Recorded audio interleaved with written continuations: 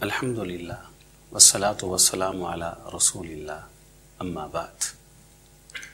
رسول کریم صلی اللہ علیہ وآلہ وسلم ارشاد فرماتے ہیں، جب کسی مومن مسلمان کو من و مٹی کے اندر دفن کر دیا جاتا ہے تو قبر کی اس تنہائی کے اندر، قبر کے اس اندھیرے کے اندر اچانک اس کے سامنے ایک خوبصورت چہرہ آ جاتا ہے، ایک حسین و جمیل وجود اس کو دکھائی دیتا ہے۔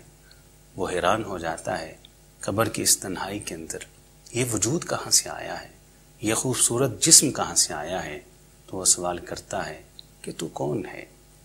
تو وہ حسین و جمیل چہرہ اور خوبصورت وجود اسے جواب دیتا ہے، مجھے غور سے پہچان، دیکھ، انا عملک، میں تیرا عمل ہوں، میں وہی نماز ہوں جو تو پڑھتا رہا، میں وہی روزہ ہوں جو تو رکھتا رہا، میں وہی قیام اللیل ہوں جو تو کرتا رہا، میں وہی تلاوت قرآن ہوں جو تیری زبان سے ادا ہوتی رہی، میں وہی ذکر اذکار ہوں جو تو کرتا رہا، میں وہی صدقہ اور خیرات ہوں جو تو اپنے ہاتھ سے دیتا رہا، انا عملک۔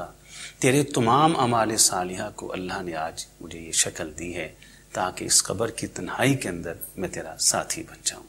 حضرات محترم، یہ اعمال صالحہ اور یہ نیکیاں جو آج دنیا کے اندر ہم کر رہے ہیں، قبر کے اندر ایک مجسم اور حسین چہرہ بن کر ہماری سنگت، ہماری معیت اور ہماری رفاقت کے لیے ساتھ ہوں گی۔